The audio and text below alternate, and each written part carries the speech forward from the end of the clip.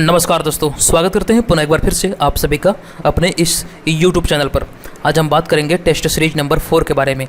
यहाँ पे जो लोग भी पहली बार इस चैनल के साथ जुड़े हैं, इस वीडियो के साथ जुड़े हैं, उसको बता दूं कि यहाँ पर चैनल पर इसके अलावा इससे प्रीवियस 3 सेट चैनल पे अपलोड है और सभी वीडियो के डिस्क्रिप्शन में PDF का भी लिंक दिया रहता है। आप PDF को डाउनलोड कीजिए और घर बैठे प्रैक्टिस जरूर कीजिए। और आपको बता दूं कि टेलीग्राम ग्रुप पे सारा PDF आपको एक साथ वहाँ से मिल जाएगा, आप वहाँ से जाकर डाउनलोड कर सकते हैं। टेलीग्राम ग्रुप का लिंक इस वीडियो के डिस्क्रिप्शन में दिया गया है। ये जो PDF है ये आपके 66वें BPSC एग्जाम सहित आपके बिहार SI, NTPC और जो भी एग्जाम है आने वाली सभी एग्जाम के दृष्टिकोण से काफ़ी महत्वपूर्ण है, क्योंकि इस वीडियो में आपके करंट अफेयर्स के भी प्रश्नों को शामिल किया गया है। अगर हम इस टेस्ट सीरीज़ की बात करें तो यहाँ पे ये फुल लेंथ टेस्ट है 66वें BPSC एग्जाम के लिए और ये यहाँ पे नंबर ऑफ क्वेश्चन जो है 150 है। इसका मैक्सिमम मार्क्स जो रखा गया है वो 150 है।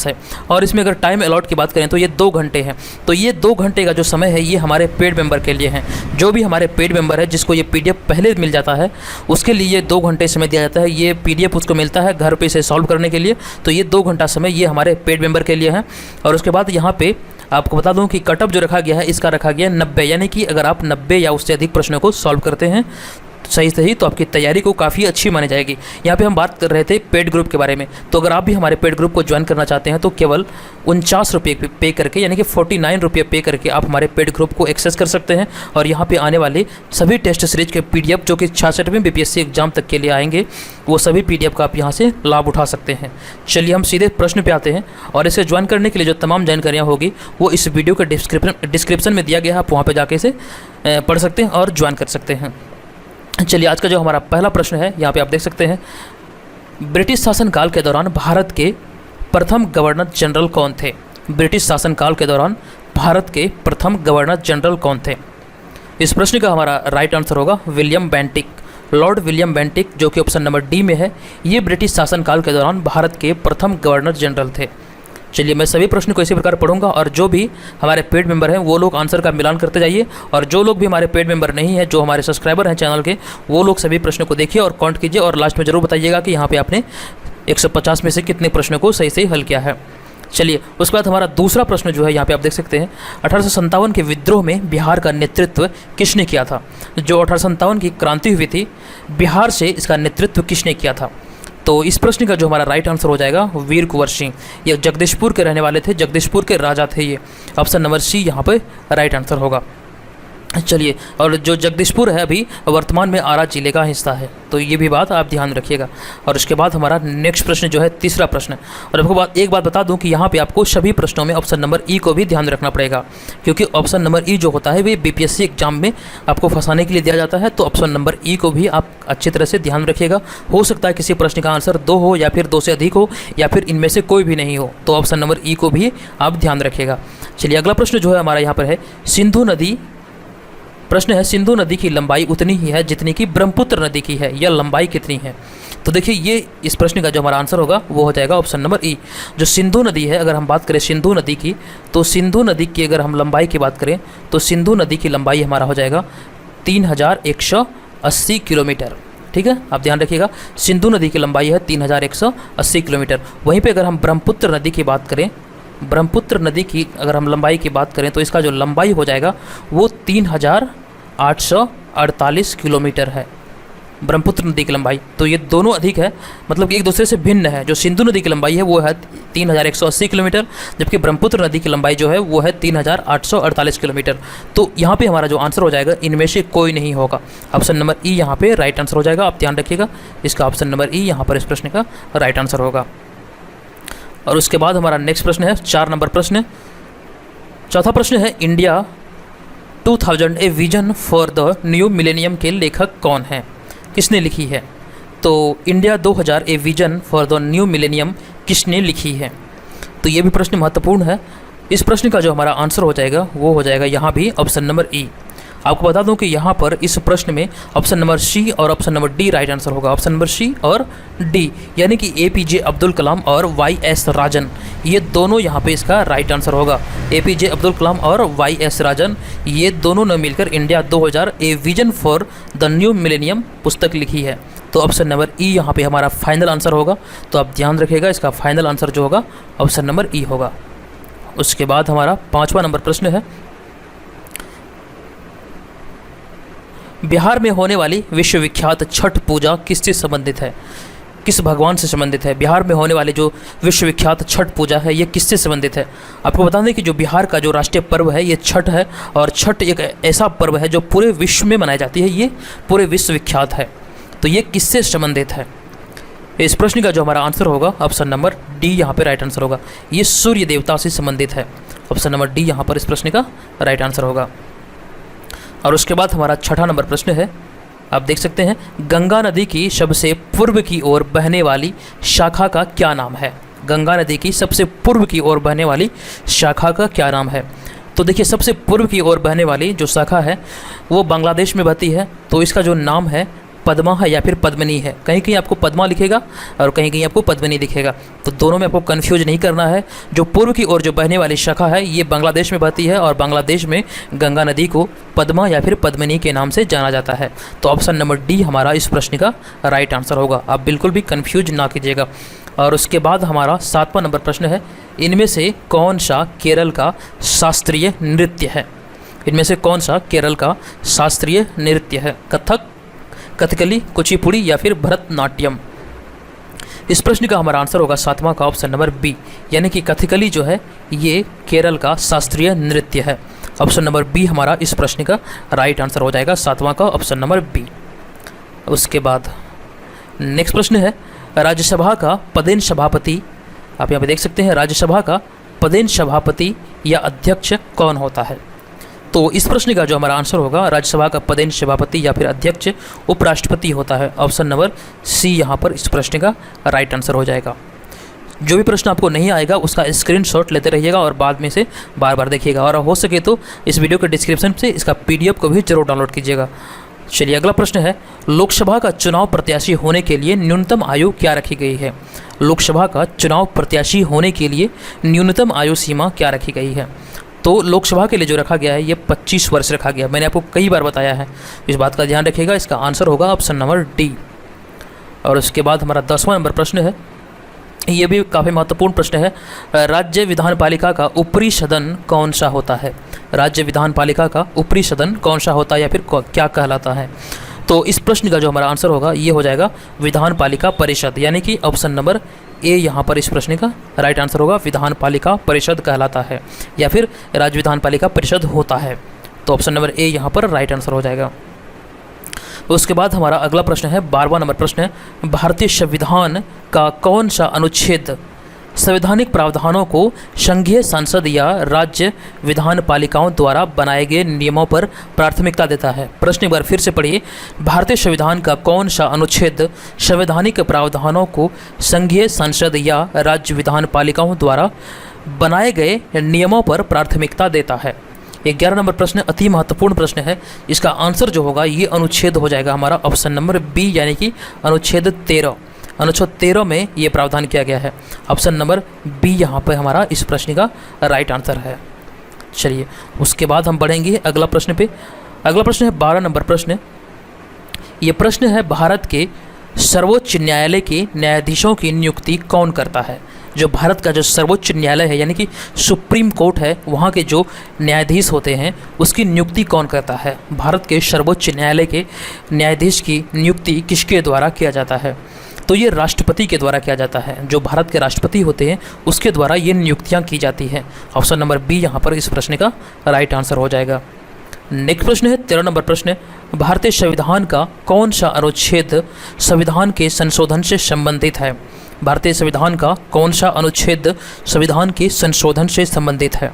तो इस प्रश्न का आंसर हो जाएगा ऑप्शन नंबर सी, यानी कि अनुच्छेद 368 यानी कि आर्टिकल 368। ये भारतीय संविधान के संशोधन से संबंधित है। ऑप्शन नंबर सी यहाँ पर इस प्रश्न का राइट आंसर होगा 368। और उसके बाद आगे बढ़ते हैं इसी तरह। और अगला प्रश्न जो होगा 14 नंबर प्रश्न, ये भी महत्वपूर्ण प्रश्न है। प्रश्न है, हिंदी भाषा में बिहार शब्द का अर्थ क्या है। हिंदी भाषा में बिहार शब्द का अर्थ क्या है। 14 नंबर प्रश्न का हमारा आंसर हो जाएगा बौद्ध मठ। ऑप्शन नंबर ए यहाँ पर राइट आंसर होगा बौद्ध मठ। और उसके बाद हम आगे बढ़ेंगे। नेक्स्ट प्रश्न है 15वां प्रश्न, बिहार का कौन सा जिला नायलॉन उद्योग के लिए प्रसिद्ध है। कौन सा जिला नायलॉन उद्योग के लिए प्रसिद्ध है। बिहार का कौन सा जिला। तो इस प्रश्न का जो हमारा आंसर होगा ये हो जाएगा मुंगेर। बिहार का मुंगेर जिला नायलॉन उद्योग के लिए प्रसिद्ध है और बिहार में सिगरेट का कारखाना भी मुंगेर में ही है। ये भी बात आप ध्यान रखिएगा। ऑप्शन नंबर ए यहाँ पर राइट आंसर हो जाएगा। उसके बाद 16 नंबर प्रश्न, ये भी प्रश्न महत्वपूर्ण प्रश्न है। भारत का यानी भारत संघ का 28वां राज्य कौन सा है? 28वां राज्य भारत संघ का कौन सा है? तो 16 नंबर प्रश्न का जो हमारा आंसर हो जाएगा ऑप्शन नंबर सी हो जाएगा। भारत संघ का 28वां राज्य जो है ये झारखंड है। और आपको बता दूं कि झारखंड जो अलग हुआ था बिहार से, ये 15 नवंबर को अलग हुआ था। ठीक है, 15 नवंबर, आप डेट याद रखिए, 15 नवंबर सन 2000 ईस्वी को झारखंड बिहार से अलग होकर एक 28वां राज्य बना था भारत का। तो ये आंसर होगा इसका ऑप्शन नंबर सी, यानी कि झारखंड। झारखंड 28वां राज्य है। उसके बाद हमारा अगला प्रश्न है 17 नंबर प्रश्न, ये भी महत्वपूर्ण प्रश्न है। किसने कहा था शक्ति बंदूक की नली से निकल कर आती है? ये किसका कथन है, शक्ति बंदूक की नली से निकल कर आती है? इस प्रश्न का हमारा आंसर होगा ऑप्शन नंबर डी। ये नाम थोड़ा सा अटपटांग है, आप ध्यान रखिएगा। माओ त्से तुंग, माओ त्से तुंग, इन्होंने ही कहा था शक्ति बंदूक की गोली से निकल कर आती है। ऑप्शन नंबर डी इस प्रश्न का राइट आंसर होगा। उसके बाद हमारा 18वां नंबर प्रश्न है, बद्रीनाथ किस देवता को समर्पित है? बद्रीनाथ किस देवता को समर्पित है? इस प्रश्न का हमारा आंसर होगा 18 का ऑप्शन नंबर बी, यानी कि विष्णु जी को। भगवान विष्णु को ये समर्पित है। ऑप्शन नंबर बी यहाँ पे राइट आंसर होगा इस प्रश्न का। देखिए यहाँ पर इस टेस्ट सीरीज में सभी प्रकार के प्रश्नों को मिक्स रूप में डाला गया है। ये नहीं कि सिर्फ हार्ड प्रश्न डाले गए हैं, ऐसा बिल्कुल नहीं है। सभी प्रकार के चीज़ों को यहाँ पे एकत्र किया गया है, सभी चीज़ों को सम्मिलित किया गया है। चलिए, उसके बाद हमारा जो नेक्स्ट प्रश्न है 19वां नंबर प्रश्न, पुरातत्व विज्ञान में अवशेषों की आयु का अनुमान लगाने के लिए किस शब्द का प्रयोग किया जाता है? पुरातत्व विज्ञान में अवशेषों की आयु का अनुमान लगाने के लिए किस शब्द का प्रयोग किया जाता है? तो इस शब्द का प्रयोग किया जाता है, इसका नाम जो है यह डेटिंग। आपने सुना होगा कार्बन डेटिंग पद्धति या फिर C14 पद्धति, इसके बारे में सुना होगा। जीवाश्म की जो आयु होती है ये C14 यानी कि कार्बन डेटिंग पद्धति के अनुसार ही मापी जाती है। ये निर्धारित की जाती है कि कोई भी जीवाश्म कितना पुराना है। तो इसका जो आंसर होगा हमारा इस प्रश्न का ऑप्शन नंबर सी यहाँ पर इस प्रश्न का राइट आंसर हो जाएगा। उसके बाद 20वां नंबर प्रश्न है, आप देख सकते हैं कि भारत की हरित क्रांति के प्रमुख निर्माता का क्या नाम है? जो भारत में हरित क्रांति चलाया गया था, इसके नेता कौन थे, इसके निर्माता कौन थे? तो इस प्रश्न का हमारा आंसर होगा 20वां का ऑप्शन नंबर बी, यानी कि MS स्वामीनाथन। ये भारत की बात यहाँ पे किया जा रहा है, विश्व की बात नहीं किया जा रहा है। अगर विश्व की बात करेगा तो डॉक्टर नॉर्मन बोरलॉग इसका आंसर हो जाएगा, लेकिन भारत की यहाँ पे बात कर रहा है। तो भारत में जो हरित क्रांति का जनक है इसे MS स्वामीनाथन को माना जाता है। तो ऑप्शन नंबर बी यहाँ पर इस प्रश्न का राइट आंसर होगा। और उसके बाद हमारा नेक्स्ट प्रश्न है, किस देश ने सरकारी सेवाओं के लिए सर्वप्रथम प्रतियोगिता परीक्षा शुरू की थी? ये किस देश के द्वारा सर्वप्रथम सरकारी सेवाओं में मतलब एंट्री के लिए, सरकारी सेवाओं देने के लिए प्रतियोगिता परीक्षा शुरू किया था? ये किस देश के द्वारा किया गया था सर्वप्रथम? तो इस प्रश्न का जो हमारा आंसर होगा ये हो जाएगा चीन के द्वारा ये शुरू किया गया था।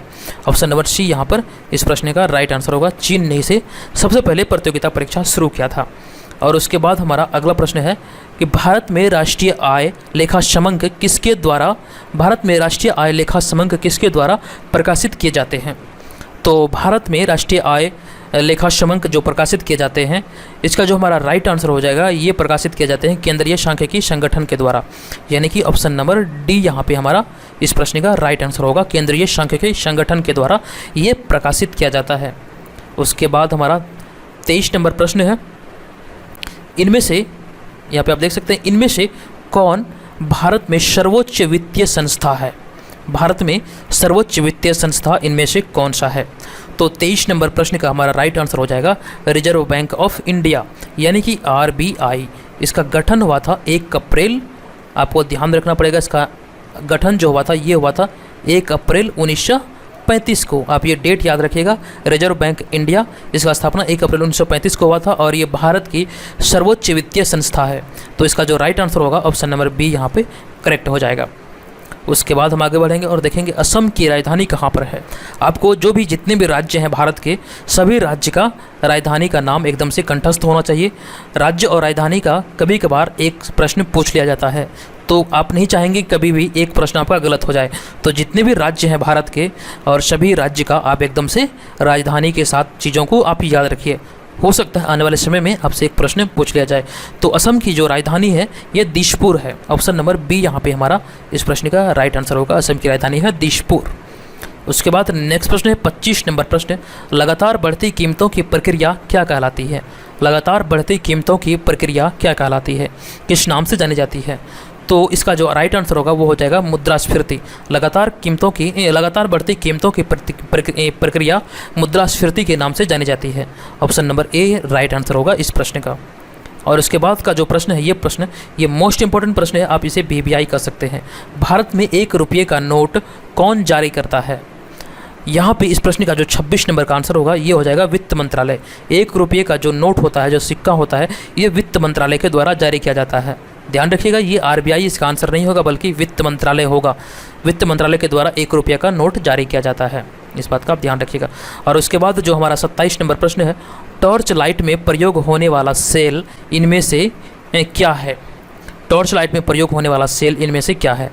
तो इसका जो राइट आंसर हो जाएगा ऑप्शन नंबर बी यहाँ पे करेक्ट हो जाएगा। इसका नाम है लेक्लानसी सेल। लेक्लानसी सेल ये टॉर्च लाइट में प्रयोग होने वाला सेल है। तो ऑप्शन नंबर बी यहाँ पे इस प्रश्न का राइट आंसर होगा। उसके बाद 28 नंबर प्रश्न है। 28 नंबर प्रश्न है, निम्नलिखित पदार्थों में से किसकी विद्युत कंडक्टिविटी सबसे अधिक है? निम्न पदार्थों में से सबसे अधिक विद्युत कंडक्टिविटी किस पदार्थ की है? इस प्रश्न को आप लोग सभी जानते होंगे, जो चांदी है ये विद्युत का सर्वाधिक उत्तम सुचालक है। तो इसका जो राइट आंसर होगा वो हो जाएगा ऑप्शन नंबर बी। सर्वाधिक उत्तम सुचालक जो विद्युत का है इन सभी ऑप्शन में, ये हो जाएगा आंसर हमारा चांदी। ऑप्शन नंबर बी यहाँ पर इस प्रश्न का राइट आंसर होगा। और उसके बाद हमारा 29 नंबर प्रश्न है। ये प्रश्न है, किसी वस्तु का विस्तारित एवं काल्पनिक प्रतिबिंब किसके प्रयोग से मिल सकता है? किसी वस्तु का विस्तारित एवं काल्पनिक प्रतिबिंब किसके प्रयोग से मिल सकता है? तो इस प्रश्न का हमारा राइट आंसर होगा 29 का ऑप्शन नंबर सी, यानी कि उत्तल दर्पण के प्रयोग से किसी भी वस्तु का विस्तारित या फिर काल्पनिक प्रतिबिंब मिल सकता है। 29 का ऑप्शन नंबर सी यहाँ पे राइट आंसर होगा। उसके बाद हम पढ़ेंगे अगले प्रश्न पे, किसी वस्तु पर पृथ्वी के गुरुत्वाकर्षण को उसका क्या कहते हैं? किसी वस्तु पर पृथ्वी के गुरुत्वाकर्षण को उसका क्या कहते हैं? इस प्रश्न का राइट आंसर होगा ऑप्शन नंबर डी, भार कहते हैं। ऑप्शन नंबर डी यहाँ पे इस प्रश्न का राइट आंसर होगा, भार कहा जाता है। और उसके बाद अगला प्रश्न है 31 नंबर प्रश्न। ये भी प्रश्न महत्वपूर्ण प्रश्न है। जब कोई वस्तु पानी में डुबोई जाती है तो उसके भार में कमी किसके बराबर होती है? जब कोई वस्तु को पानी में डुबाई जाती है तो उसका भार जो होता है, यहाँ पे प्रश्न का पढ़िए फिर से, किसी वस्तु को जब पानी में डुबाई जाती है तो उसके भार में कमी किसके बराबर होती है? ये प्रश्न महत्वपूर्ण प्रश्न है। इसका जो आंसर हो जाएगा ऑप्शन नंबर सी हो जाएगा। जो भी वस्तु को पानी में डुबोई जाती है, वो वस्तु जितनी भी पानी को हटाएगा उस वस्तु का जो भार में कमी आएगा वही हटाए गए द्रव के बराबर होगा। यानी कि जो इसका आंसर होगा उसके द्वारा हटाए गए द्रव की मात्रा के बराबर उस वस्तु के भार में कमी आ जाएगी। तो आंसर जो हमारा होगा ऑप्शन नंबर सी यहाँ पे इस प्रश्न का राइट आंसर होगा। चलिए उसके बाद हम बात करेंगे 32 नंबर प्रश्न के बारे में। हमारा 32 नंबर प्रश्न है, न्यूटन के गति के तीसरे नियम के अनुसार कौन सा कथन सत्य है? न्यूटन का तीसरा जो नियम है वो कौन सा नियम है? गति का तीसरा नियम न्यूटन का कौन सा यहाँ पे सत्य है, ये बताना है आपको। 32 नंबर का आंसर क्या होगा? तो इस प्रश्न का जो हमारा आंसर होगा, तीसरा जो नियम है गति का, ये हो जाएगा ऑप्शन नंबर सी। ये काफ़ी चर्चित है। प्रत्येक क्रिया के लिए बराबर व प्रतिकूल प्रतिक्रिया होती है। ऑप्शन नंबर सी यहाँ पर इस प्रश्न का राइट आंसर होगा। प्रत्येक क्रिया के लिए बराबर व प्रतिकूल प्रतिक्रिया होती है, ये गति का तीसरा नियम है, ये सत्य हो जाएगा ऑप्शन नंबर सी यहाँ पर। उसके बाद हम आगे बढ़ेंगे और देखेंगे 33 नंबर प्रश्न। जब प्रिज्म में से प्रकाश किरण गुजरती है तथा रंगों का जो समूह उत्पन्न होता है उसे क्या कहते हैं? प्रिज्म से जब प्रकाश किरण गुजरती है, जो रंगों का जो समूह उत्पन्न होता है उसे क्या कहा जाता है? तो यहाँ पे देखिए प्रश्न थोड़ा सा गड़बड़ी हो रहा है। तो प्रश्न जो है कि जब प्रिज्म से प्रकाश किरण गुजरती है तथा रंगों का जो समूह उत्पन्न उसे क्या कहा जाता है? प्रश्न यही है कि जो रंगों का समूह उत्पन्न होता है उसे क्या कहा जाता है, कैसे उत्पन्न होता है ये? तो 33 नंबर प्रश्न का जो हमारा आंसर हो जाएगा ऑप्शन नंबर सी हो जाएगा। ये वर्णक्रम कहलाता है। ऑप्शन नंबर सी यहाँ पर इस प्रश्न का राइट आंसर होगा, वर्णक्रम कहलाता है। तो ध्यान रखिएगा ऑप्शन नंबर सी यहाँ पे राइट आंसर है। और उसके बाद अगला प्रश्न है हमारा 34 नंबर प्रश्न। सबसे छोटी तरंग लंबाई किस प्रकाश का होता है? तरंग लंबाई सबसे छोटी किस प्रकाश का होता है? इस प्रश्न का हमारा आंसर होगा ऑप्शन नंबर सी यानी कि बैगनी। और सबसे अधिक जो तरंग लंबाई होती है वो लाल रंग का होता है, यानी कि रेड जो लाइट होता है उसका तरंग दैर्ध्य सबसे अधिक होता है। और सबसे कम जो होता है, ये सबसे छोटी जो होती है, ये बैगनी रंग की होती है। उसके बाद अगला प्रश्न है, इलेक्ट्रॉन के आविष्कारक कौन थे? इलेक्ट्रॉन के आविष्कारक कौन थे? 35 नंबर प्रश्न का हमारा आंसर हो जाएगा ऑप्शन नंबर सी। इलेक्ट्रॉन के आविष्कारक थे J Thomson. Option number C यहाँ पर इस प्रश्न का राइट आंसर होगा। नेक्स्ट प्रश्न है 36 नंबर प्रश्न। हाइड्रोमीटर एक उपकरण है, इससे क्या मापा जाता है? हाइड्रोमीटर एक उपकरण है, इससे क्या मापा जाता है? इस प्रश्न का हमारा आंसर होगा पानी का घनत्व को मापा जाता है। हाइड्रो शब्द से आप रिलेट कर सकते हैं हाइड्रो पानी, तो हाइड्रोमीटर जो उपकरण है ये पानी का घनत्व को मापता है। ऑप्शन नंबर ए यहाँ पर इस प्रश्न का राइट आंसर हो जाएगा। उसके हम बाद आगे प्रश्न बात करेंगे 37 नंबर के बारे में। खाद्य ऊर्जा किसमें मापी जाती है? खाद्य ऊर्जा किसमें मापी जाती है? तो 37 नंबर प्रश्न का हमारा राइट आंसर हो जाएगा कैलोरी में मापी जाती है। जो खाद्य ऊर्जा होती है वो कैलोरी में मापी जाती है। ऑप्शन नंबर बी यहाँ पे इस प्रश्न का राइट आंसर हो जाएगा। ठीक है, अब उसके बाद हम बढ़ेंगे आगे प्रश्न पे, 38वां नंबर प्रश्न पे। तो ये प्रश्न है 38 नंबर प्रश्न है, परमाणु के नाभिक में इनमें से क्या होता है? परमाणु के नाभिक में इनमें से कौन सा पदार्थ विद्यमान होता है, क्या होता है? तो 38 नंबर प्रश्न का राइट आंसर हो जाएगा न्यूट्रॉन और प्रोटॉन। ये परमाणु के नाभिक में होते हैं, मौजूद होते हैं, न्यूट्रॉन और प्रोटॉन। तो 38 का हमारा राइट आंसर होगा ऑप्शन नंबर बी। उसके बाद चलिए हम आगे बढ़ेंगे और देखेंगे 39 नंबर प्रश्न। ये भी प्रश्न महत्वपूर्ण प्रश्न है। निम्न धातुओं में से कौन सी धातु नमक के तनु अम्ल की क्रिया से हाइड्रोजन गैस बना देती है? प्रश्न है, निम्न धातुओं में से कौन सी धातु नमक के तनु अम्ल की क्रिया से हाइड्रोजन गैस बना देती है? इस प्रश्न का हमारा राइट आंसर होगा 39 का ऑप्शन नंबर बी। इसका आंसर हो जाएगा तांबा। ऑप्शन नंबर बी यहाँ पे राइट आंसर होगा। ये जो तांबा है ये नमक के तनु अम्ल की क्रिया से हाइड्रोजन गैस बना देती है। ऑप्शन नंबर बी यहाँ पे राइट आंसर होगा।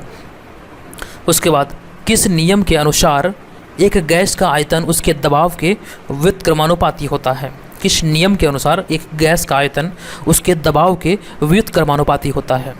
इसका राइट आंसर हो जाएगा ऑप्शन नंबर ए यानी कि बॉयल के नियम। ऑप्शन नंबर ए यहाँ पे राइट आंसर होगा। बॉयल के नियम के अनुसार किसी गैस का आयतन उसके दबाव के व्युत्क्रमानुपाती होता है। ऑप्शन नंबर ए यहाँ पे राइट आंसर हो जाएगा। नेक्स्ट प्रश्न है 41 नंबर प्रश्न। विश्व प्रसिद्ध नर्सरी राइम, ये है nursery rhyme twinkle twinkle little star, किसकी रचना है? विश्व प्रसिद्ध nursery rhyme twinkle twinkle little star किसकी रचना है? इस प्रश्न का हमारा आंसर हो जाएगा John Taylor. Option number A यहाँ पे राइट आंसर होगा। ये जॉन टेलर की रचना है, तो ध्यान रखिएगा ए नंबर यहाँ पे सही हो जाएगा। उसके बाद 42 नंबर प्रश्न है हमारा, राज्यसभा का सभापति अपने पद पर कितने समय तक रहता है? राज्यसभा का सभापति अपने पद पर कितने समय तक रहता है? तो इस प्रश्न का हमारा आंसर होगा 5 वर्ष। ऑप्शन नंबर बी यहाँ पे राइट आंसर होगा। राज्यसभा का सभापति अपने पद पर 5 वर्ष तक रहता है। ऑप्शन नंबर बी यहाँ पर राइट आंसर हो जाएगा। चलिए उसके बाद हमारा अगला प्रश्न है 43 नंबर प्रश्न। ये भी प्रश्न महत्वपूर्ण है। अनुच्छेद 43 नंबर प्रश्न है हमारा, अनुच्छेद 24 के अनुसार कितने वर्ष से कम आयु वाले किसी बच्चे को कारखाने में नियुक्त नहीं किया जा सकता है? अनुच्छेद 24 में यह प्रावधान है कि कितने वर्ष से कम उम्र वाले किसी भी बच्चे को किसी भी कारखाने में नियुक्त नहीं किया जा सकता है। ये बाल मजदूरी के अंतर्गत आ जाएगा और ऐसा करना कानूनन जुर्म है। तो इसका जो आंसर हो जाएगा 43 का वो हो जाएगा ऑप्शन नंबर सी। 14 वर्ष से कम आयु वाले बच्चे को किसी भी कारखाने में नियुक्त नहीं किया जा सकता है। ऐसा प्रावधान आर्टिकल 24 यानी कि अनुच्छेद 24 में क्या क्या है। और उसके बाद हम आगे बढ़ेंगे। 44 नंबर प्रश्न है, हिंदू विधवा पुनर्विवाह से संबंधित गवर्नर जनरल या वायसराय कौन है? हिंदू विधवा पुनर्विवाह से संबंधित गवर्नर जनरल या वायसराय कौन है? इस प्रश्न का हमारा आंसर होगा 44 का ऑप्शन नंबर डी यानी कि Lord Canning. Option number D यहाँ पे हमारा इस प्रश्न का राइट आंसर होगा। लॉर्ड कैनिंग इससे संबंधित है। ठीक है, चलिए इसी प्रकार हम आगे बढ़ेंगे और देखेंगे नेक्स्ट प्रश्न। नेक्स्ट प्रश्न है हमारा, निम्न में से कौन सी नदी विषुवत रेखा को 2 बार काटती है? ये कौन सी नदी है जो विषुवत रेखा को 2 बार काटती है? इस प्रश्न का हमारा राइट आंसर होगा कांगो नदी। ये विषुवत रेखा को 2 बार पार करती है, 2 बार काटती है। ऑप्शन नंबर ए यहाँ पे इस प्रश्न का राइट आंसर हो जाएगा। उसके बाद 46 नंबर प्रश्न। ये प्रश्न है हमारा 46 नंबर प्रश्न, सर्वाधिक साक्षरता प्रतिशत वाला केंद्र शासित प्रदेश कौन सा है? सर्वाधिक साक्षरता प्रतिशत वाला केंद्र शासित प्रदेश कौन सा है? तो 46 नंबर प्रश्न का राइट आंसर हो जाएगा लक्षद्वीप, यानी कि ए नंबर यहाँ पे हमारा राइट आंसर हो जाएगा। लक्षद्वीप सर्वाधिक साक्षरता वाला केंद्र शासित प्रदेश है।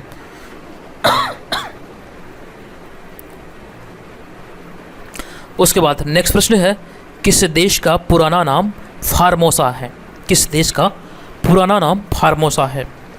तो 47 नंबर प्रश्न का हमारा राइट आंसर होगा ताइवान। ताइवान का पुराना नाम ही फार्मोसा है।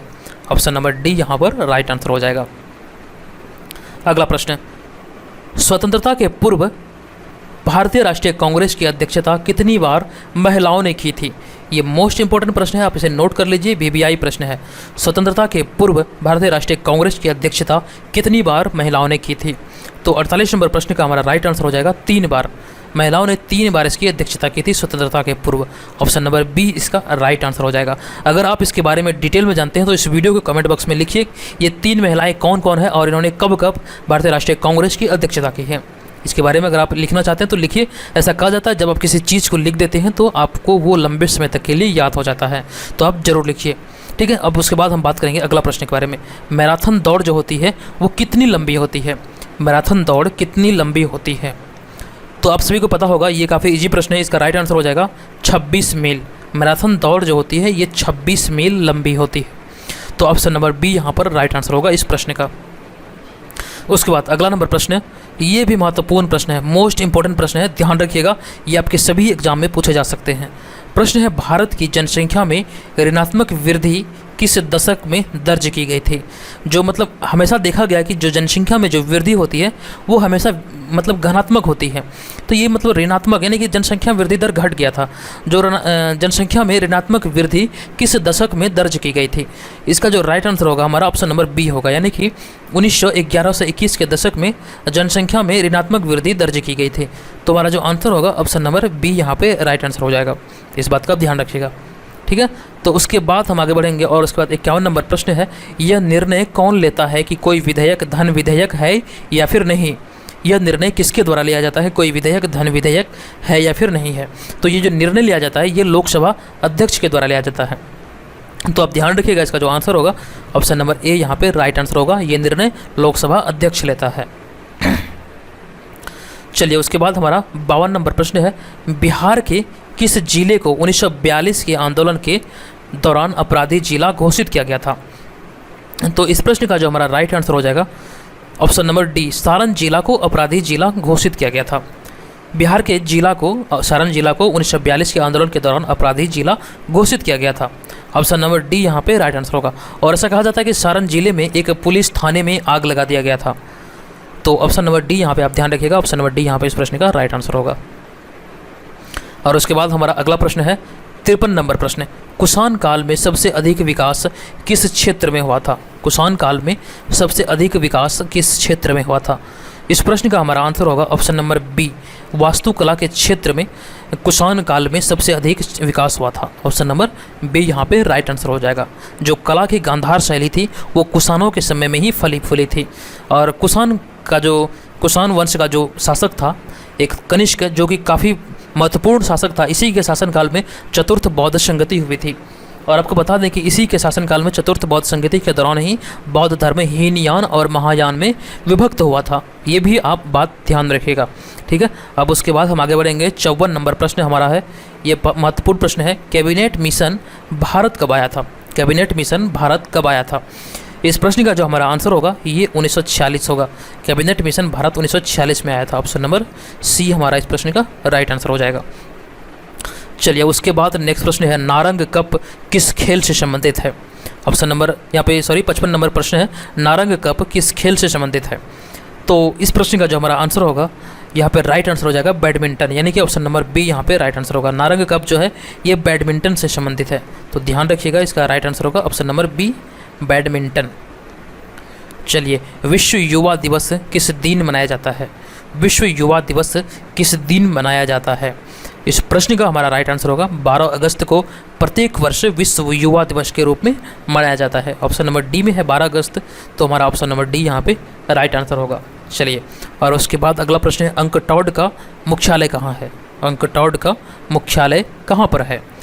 तो 57 नंबर का आंसर हो जाएगा जेनेवा। ऑप्शन नंबर ए यहाँ पे राइट आंसर होगा। अंकटॉड का मुख्यालय जेनेवा में है, तो ऑप्शन नंबर ए इस प्रश्न का राइट आंसर हो जाएगा। ठीक है, अब उसके बाद 58 नंबर प्रश्न है। प्रश्न है भारत की प्रथम महिला लेफ्टिनेंट जनरल कौन थे? भारत की प्रथम महिला लेफ्टिनेंट जनरल कौन थी? तो 58 इसका राइट आंसर होगा Puneet Arora. Option number B right answer होगा। पुनीत अरोरा भारत की प्रथम महिला लेफ्टिनेंट जनरल थी। तो 59 नंबर प्रश्न में थोड़ी सी गड़बड़ी थी, मैंने उसे छांट दिया है। अब हम सीधे 60वें नंबर प्रश्न पे आ चुके हैं। 60 नंबर प्रश्न में है भारत में सबसे पहले तोपखाने का प्रयोग किसने किया था? तो 60 नंबर प्रश्न का हमारा राइट आंसर होगा भारत में सबसे पहले तोपखाने का प्रयोग बाबर ने किया था।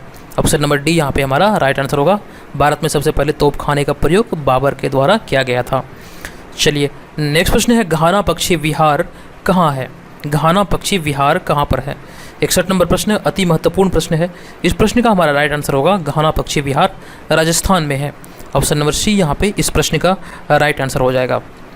उसके बाद अगला प्रश्न है 62 नंबर प्रश्न, राष्ट्रीय शेयर बाजार का मुख्यालय कहाँ है? राष्ट्रीय शेयर बाजार का मुख्यालय कहाँ पर है? तो राष्ट्रीय शेयर बाजार का जो मुख्यालय है ये मुंबई में है। ऑप्शन नंबर ए राइट आंसर होगा। और जो भी प्रश्न आपको नहीं आता स्क्रीनशॉट जरूर लेते रहिए, मैं आपको बार बार बोल रहा हूँ। ठीक है, उसके बाद अगला प्रश्न है राज्यसभा की सदस्यता के लिए न्यूनतम आयु क्या है? मैंने आपको लोकसभा के बारे में बताया कि 25 वर्ष है। अब यहाँ पे प्रश्न है राज्यसभा की सदस्यता के लिए न्यूनतम आयु क्या है, न्यूनतम आयु सीमा क्या है? तो 63 नंबर प्रश्न का जो हमारा राइट आंसर होगा ये हो जाएगा ऑप्शन नंबर बी यानी कि 30 वर्ष। राज्यसभा की सदस्यता के लिए जो न्यूनतम आयु है ये 30 वर्ष है, तो राइट आंसर है ऑप्शन नंबर बी यानी कि 30 वर्ष। चलिए उसके बाद अगला प्रश्न है 64 नंबर प्रश्न, एक राष्ट्र एक नेता का नारा किसने दिया था? अब ध्यान रखिएगा, एक राष्ट्र एक नेता का नारा किसने दिया था? तो 64 नंबर प्रश्न का हमारा राइट आंसर हो जाएगा हिटलर ने दिया था। ऑप्शन नंबर सी में हिटलर है, हमारा राइट आंसर होगा ऑप्शन नंबर सी हिटलर। एक राष्ट्र एक नेता।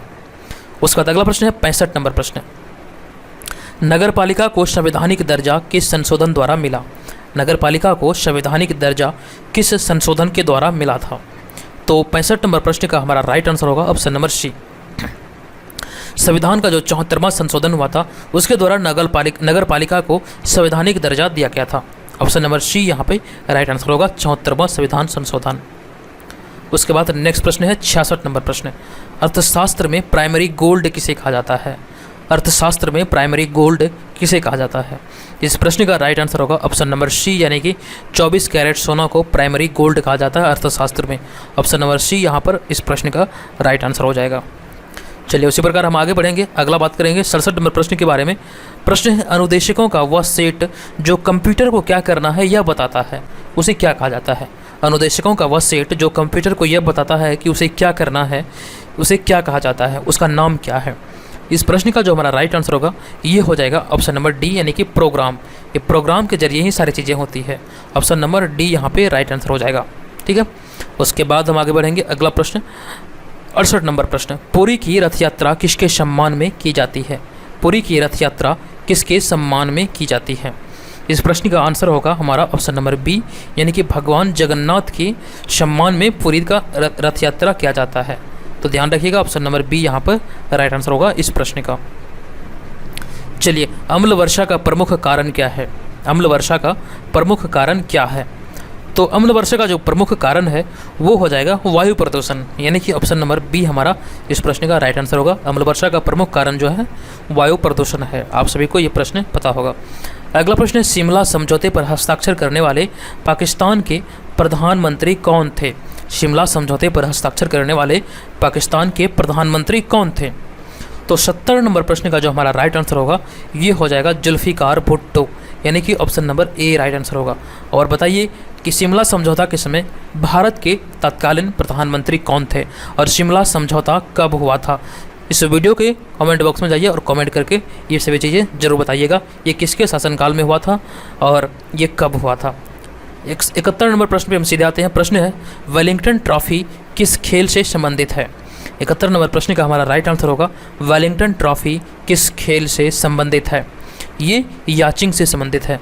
ऑप्शन नंबर सी यहाँ पे राइट आंसर होगा, याचिंग से संबंधित है वेलिंगटन ट्रॉफी। उसके बाद कोणार्क में किस देवता का मंदिर है? 72 नंबर प्रश्न, कोणार्क में किस देवता का मंदिर है? तो आप सभी को पता है कोणार्क में सूर्य देवता का मंदिर है। तो हमारा जो आंसर होगा ये ऑप्शन नंबर सी यहाँ पे राइट आंसर होगा। कोणार्क में सूर्य देवता का मंदिर है। ठीक है, ऑप्शन नंबर सी यहाँ पे राइट आंसर हो जाएगा। उसके बाद 73 नंबर प्रश्न है, हरगोविंद खुराना को किस क्षेत्र में नोबेल पुरस्कार मिला था? हरगोविंद खुराना को किस क्षेत्र में नोबेल पुरस्कार दिया गया था? इसका राइट आंसर होगा चिकित्सा विज्ञान के क्षेत्र में। एक सेकंड में यहाँ पे थोड़ा सा कनेक्ट कर लो, इसका चार्ज खत्म हो रहा है। हाँ, तो प्रश्न है हरगोविंद खुराना को किस क्षेत्र में नोबेल पुरस्कार दिया गया था? तो इसका जो राइट आंसर होगा 73 का वो हो जाएगा ऑप्शन नंबर बी, चिकित्सा विज्ञान के क्षेत्र में हरगोविंद खुराना को नोबेल पुरस्कार मिला था। तो ध्यान रखिएगा, इसका राइट आंसर होगा ऑप्शन नंबर बी। चलिए उसके बाद हम आगे बढ़ेंगे और देखेंगे 74 नंबर प्रश्न, भारत में सबसे कम अवधि तक प्रधानमंत्री रहने वाले व्यक्ति कौन हैं? जो मतलब किसका कार्यकाल सबसे कम था एज ए प्राइम मिनिस्टर? तो 74 नंबर प्रश्न का हमारा जो राइट आंसर होगा इस प्रश्न का ऑप्शन नंबर सी हो जाएगा, यानी कि गुलजारी लाल नंदा ऐसे व्यक्ति थे जो सबसे कम अवधि तक भारत के प्रधानमंत्री रहे थे। ऑप्शन नंबर सी यहाँ पे इस प्रश्न का राइट आंसर होगा, ध्यान रखिएगा। अब उसके बाद अगला प्रश्न है, ओडिसी क्या है? ओडिसी क्या है? तो इसका जो राइट आंसर होगा 75 का वो हो जाएगा ऑप्शन नंबर ए। ओडिसी जो नृत्य है ये उड़ीसा का नृत्य है। ऑप्शन नंबर ए यहाँ पे राइट आंसर होगा। ओडिसी नृत्य है कहाँ का? ये उड़ीसा का नृत्य है। ऑप्शन नंबर ए यहाँ पे राइट आंसर हो जाएगा। माफ़ कीजिएगा, मैंने प्रश्न पढ़ा था ओडिसी क्या है, एक्चुअली में प्रश्न है ओडिसी नृत्य है, ये कहाँ का नृत्य है? तो ये आप सभी को पता है, ये काफ़ी इजी प्रश्न था, इसका आंसर होगा उड़ीसा का। ठीक है, अब उसके बाद हम आगे बढ़ेंगे 77 नंबर प्रश्न पे, 76 नंबर प्रश्न पे। प्रश्न है, कौन सी नदी अपनी दिशा अक्सर बदलती रहती है? कौन सी नदी अपनी दिशा अक्सर बदलती रहती है? इस प्रश्न का हमारा राइट आंसर होगा कोसी नदी। और यही वजह है कि जब ये अपनी दिशा अक्सर बदलती है तो इसी वजह से इसे बिहार का शोक नदी कहा जाता है और बंगाल का शोक कहा जाता है दामोदर नदी को। ये भी आप ध्यान रखिएगा। अगर हम यहाँ पे बात करें बिहार का शोक, तो बिहार की शोक नदी कहलाती है कोसी नदी। लेकिन आप एक बात ये भी ध्यान रखिएगा, जो कर्मनासा नदी है, कर्मनासा मैं यहाँ पे लिख दे रहा हूँ, कर्मनासा नदी को अभिशाप का नदी कहा जाता है। ये भी आप ध्यान रखिएगा। अभिशाप का नदी जो कहा जाता है ये कर्मनासा नदी को कहा जाता है, बल्कि शोक का नदी जो कहा जाता है ये कोसी नदी को कहा जाता है, बिहार का शोक। तो ये दोनों चीज़ों को आप ध्यान रखिएगा। अब उसके बाद अगला प्रश्न है 77 नंबर प्रश्न, भारत के राष्ट्रपति के रूप में निर्वाचन के लिए योग्यता की न्यूनतम उम्र क्या है? भारत में राष्ट्रपति चुनाव जो होती है उसमें योग्यता क्या होनी चाहिए, उम्र क्या होनी चाहिए? उम्र की बात यहाँ पे किया जा रहा है। तो 77 नंबर प्रश्न का हमारा राइट आंसर होगा ऑप्शन नंबर ए, 35 वर्ष। ऑप्शन नंबर ए यहाँ पे राइट आंसर होगा। मैंने आपको लोकसभा बताया, राज्यसभा बताया, अब यहाँ पे मैंने बताया आपको राज्यसभा में राष्ट्रपति के लिए निर्वाचन की जो योग्यता है न्यूनतम कितनी होनी चाहिए, तो ये 35 वर्ष होनी चाहिए। चलिए उसके बाद अगला प्रश्न है, मगध साम्राज्य की राजधानी कहाँ थी? 78 नंबर प्रश्न काफ़ी महत्वपूर्ण प्रश्न है, मगध साम्राज्य की राजधानी कहाँ थी? तो सबसे पहले आप ध्यान रखिए, मैं आपको इसका आंसर बता रहा हूँ। इसका आंसर हो जाएगा ऑप्शन नंबर ई, इनमें से कोई नहीं, उपयुक्त में से एक से अधिक। ये वाला सेक्शन यहाँ पे सही होगा, उपयुक्त में से एक से अधिक वाला। जो मगध साम्राज्य की राजधानी थी वो पाटलिपुत्र भी थी, ठीक है, पाटलिपुत्र भी थी और राजगीर भी रही थी, ठीक है, पाटलिपुत्र और राजगीर दोनों रही थी। तो मगध साम्राज्य की राजधानी ये दोनों हो जाएगा, मतलब कि पाटलिपुत्र और राजगीर, यानी कि ऑप्शन नंबर ए और सी यहाँ पे सही हो जाएगा। जो आम्रपाली है ये एक नर्तकी का नाम है, वैशाली की नगर वधु आम्रपाली थी ये। और जो चंपा है ये अंग महाजनपद जो है उसकी राजधानी थी। तो ये दोनों नहीं होगा, बल्कि ए और सी यहाँ पे, ये वाला ए और सी राइट आंसर होगा, यानी कि ऑप्शन नंबर ई यहाँ पे उपयुक्त में से एक से अधिक वाला ऑप्शन नंबर ई यहाँ पे राइट आंसर हो जाएगा। तो ध्यान रखिएगा, इसका आंसर होगा ऑप्शन नंबर ई, ठीक है। उसके बाद हम आगे बढ़ेंगे, जलपोत के निर्माण में कौन सा देश अग्रणी है? जलपोत के निर्माण में कौन सा देश आगे है?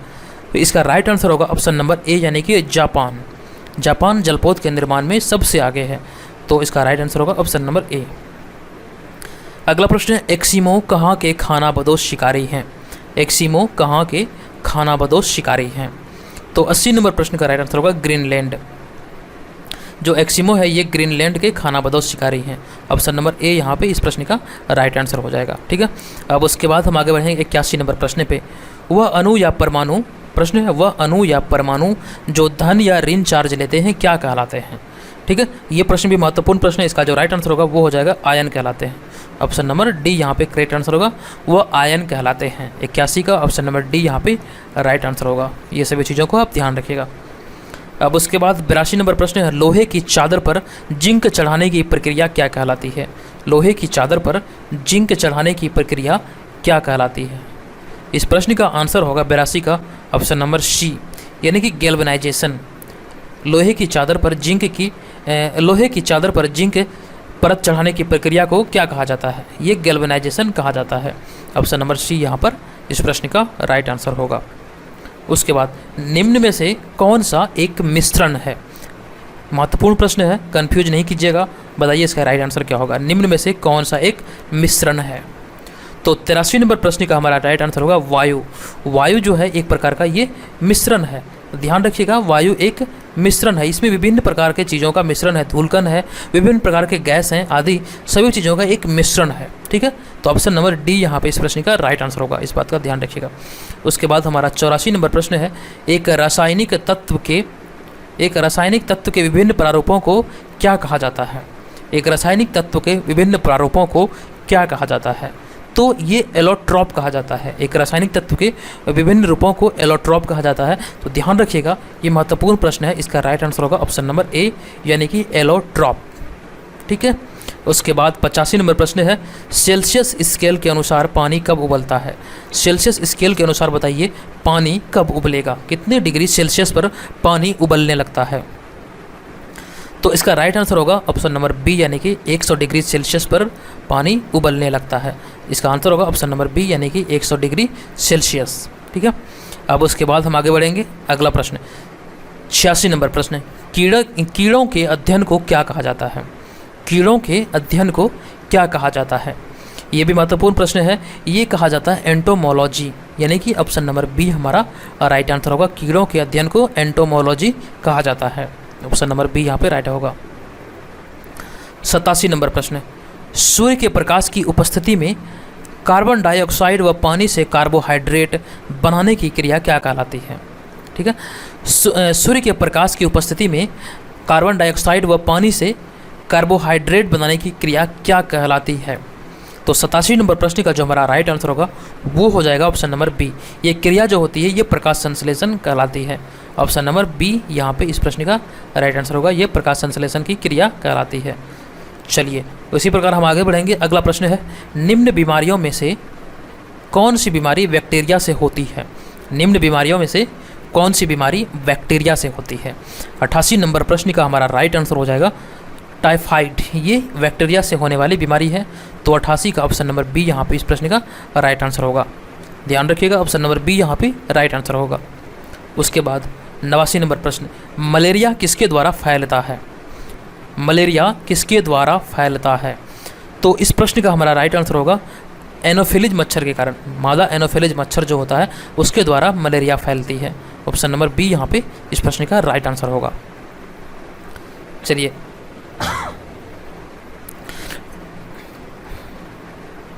नेक्स्ट प्रश्न है, लाल रक्त कण कहाँ बनता है? लाल रक्त कण का जो निर्माण होता है वो शरीर में कहाँ होता है? तो 90 नंबर प्रश्न का राइट आंसर होगा ये बोन मैरो में होता है। बोन मैरो में लाल रक्त का निर्माण होता है। ऑप्शन नंबर ए यहाँ पे हमारा राइट आंसर होगा। और उसके बाद हमारा नेक्स्ट प्रश्न है, अष्टप्रधान किसके दरबारी सभा थे? अष्टप्रधान किसके दरबारी सभा थे? ये प्रश्न महत्वपूर्ण है। जो इसका राइट आंसर होगा ऑप्शन नंबर सी हो जाएगा, शिवाजी के। अष्टप्रधान शिवाजी के दरबारी सभा कहा जाता था। शिवाजी के दरबारी सभा को कहा जाता था अष्टप्रधान। ठीक है, तो ये ध्यान रखिएगा, ऑप्शन नंबर यहाँ पे 91 का सी हो जाएगा। उसके बाद नेक्स्ट प्रश्न है, संविधान सभा के सभापति कौन थे? संविधान सभा के सभापति कौन थे? 92 नंबर प्रश्न का हमारा आंसर हो जाएगा डॉक्टर राजेंद्र प्रसाद। ये संविधान सभा के अस्थाई सदस्य थे। ठीक है, अस्थाई अध्यक्ष बनाए गए थे या फिर सभापति बनाए गए थे। अस्थाई सभापति बनाए गए थे डॉक्टर राजेंद्र प्रसाद को। ऑप्शन नंबर सी यहाँ पे इस प्रश्न का राइट आंसर हो जाएगा। चलिए हम आगे बढ़ेंगे और बात करेंगे 93 नंबर प्रश्न के बारे में। 93 नंबर प्रश्न है, भारतीय राष्ट्रीय कांग्रेस की स्थापना किस वर्ष हुई थी? तो भारतीय राष्ट्रीय कांग्रेस की जो स्थापना हुई थी ये 1885 में हुई थी। इसका स्थापना किया गया था डॉक्टर एवो ह्यूम के द्वारा। और ये जो स्थापना हुआ था इसका भारतीय राष्ट्रीय कांग्रेस का, उस समय जो गवर्नर जनरल था वो था लॉर्ड डफरिन। ये भी आप ध्यान रखिएगा, लॉर्ड डफरिन के शासनकाल में भारतीय राष्ट्रीय कांग्रेस का स्थापना हुआ था। ये भी महत्वपूर्ण है। चलिए, कई बार पूछा गया है किसके शासनकाल में भारतीय राष्ट्रीय कांग्रेस का स्थापना हुआ था, तो लॉर्ड डफरिन के काल में। अगला प्रश्न है किसके समय फाहियान नालंदा विश्वविद्यालय में आया था। तो फाहियान जो आया था नालंदा विश्वविद्यालय में, ये आया था चंद्रगुप्त द्वितीय के शासनकाल में।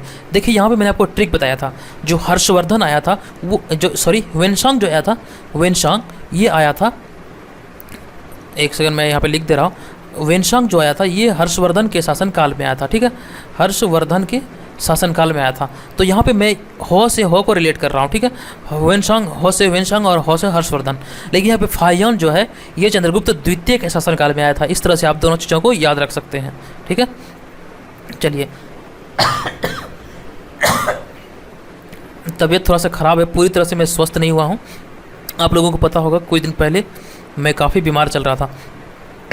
चलिए अगला प्रश्न है, इनमें से कौन एक वाणिज्यिक फसल है। कौन सा इनमें से एक वाणिज्यिक फसल का उदाहरण है। तो 95 नंबर प्रश्न का राइट आंसर होगा तंबाकू। तंबाकू जो है एक वाणिज्यिक फसल का उदाहरण है। तो ध्यान रखिएगा, इसका राइट आंसर होगा ऑप्शन नंबर सी। उसके बाद नेक्स्ट प्रश्न है, नागार्जुन सागर बांध किस नदी पर बनाया गया है।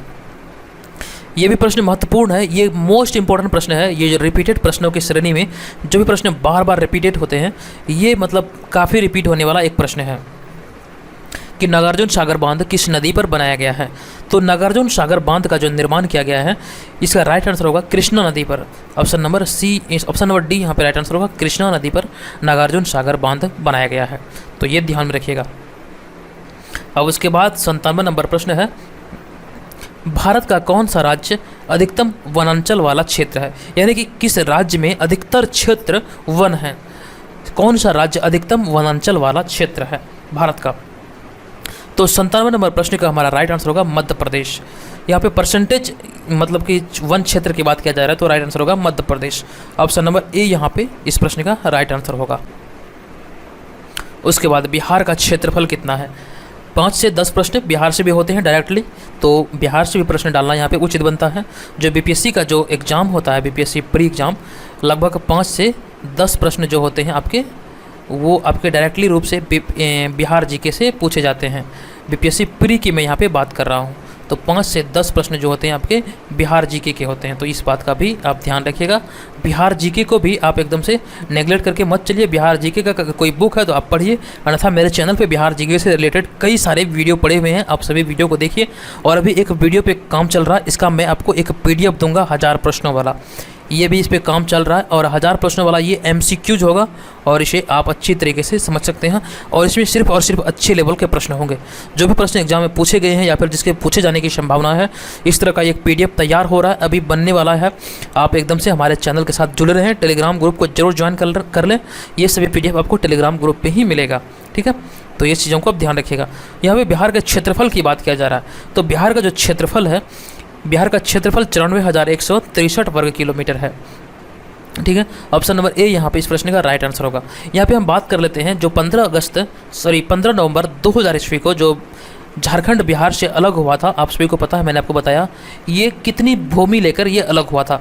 तो ये पूरा जो बिहार और झारखंड जो समस्त क्षेत्र था, इसका 46% भूभाग को लेकर झारखंड राज्य का निर्माण हुआ था। ये बात आप याद रखिएगा। और इस बंटवारा के बाद जो बिहार का जो क्षेत्रफल बना वो हुआ था 94,163 वर्ग किलोमीटर। ऑप्शन नंबर ए ध्यान रखिएगा, इसका राइट आंसर होगा। चलिए अगला प्रश्न है 99 नंबर प्रश्न है, किस शहर में पहला ओलंपिक खेल हुआ था। किस शहर में पहला ओलंपिक खेल हुआ था। तो इसका राइट आंसर होगा एथेंस में पहला ओलंपिक खेल हुआ था। ऑप्शन नंबर बी इस प्रश्न का राइट आंसर होगा, एथेंस में पहला ओलंपिक खेल हुआ था।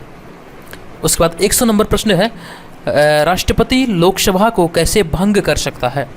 तो राष्ट्रपति लोकसभा को कैसे भंग कर सकता है, तो ये प्रधानमंत्री की सलाह पर राष्ट्रपति लोकसभा को भंग कर सकते हैं। ऑप्शन नंबर ए यहाँ पर इस प्रश्न का राइट आंसर हो जाएगा।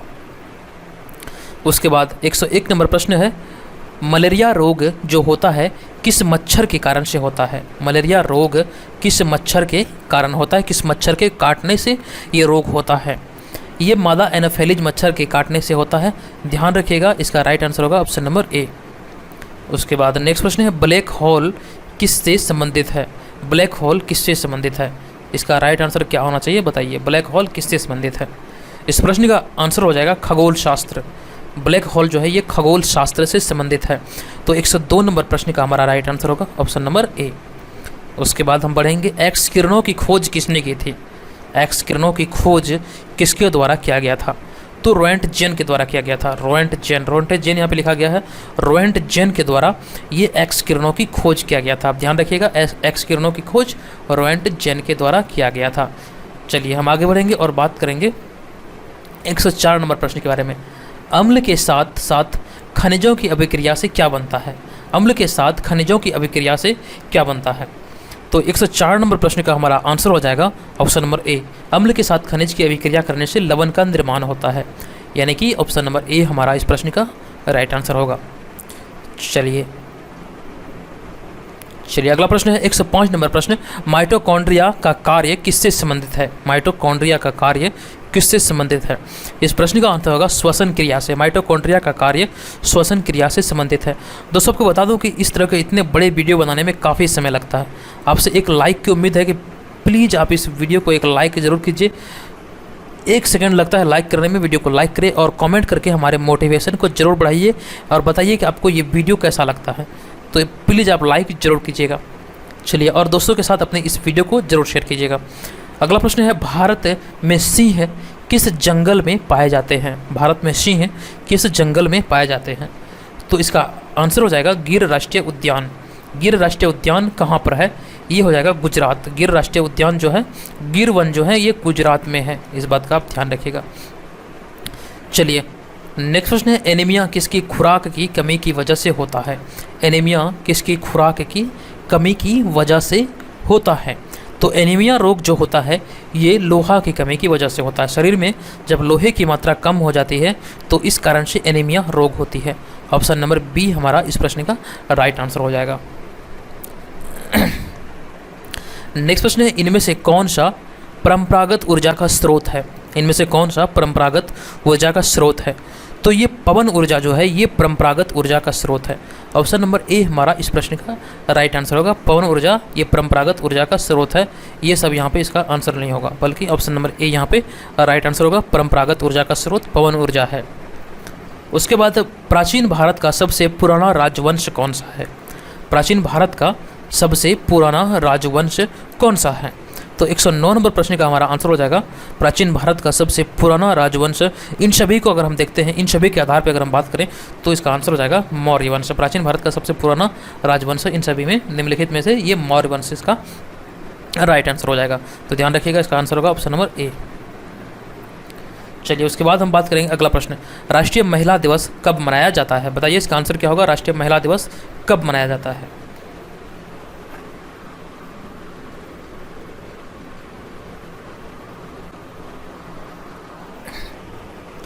तो यहाँ पर इस प्रश्न का हमारा आंसर होगा 110 का ऑप्शन नंबर बी, 8 मार्च। ये कई बार एग्जाम में पूछा गया है। ये महिला दिवस से, अंतर्राष्ट्रीय महिला दिवस से कई बार एग्जाम में प्रश्न पूछा गया है।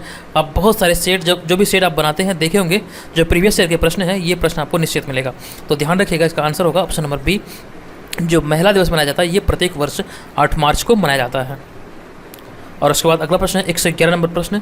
ये प्रश्न है, हरी पत्तेदार सब्जियाँ निम्नलिखित विटामिन में से किसका भरपूर स्रोत है?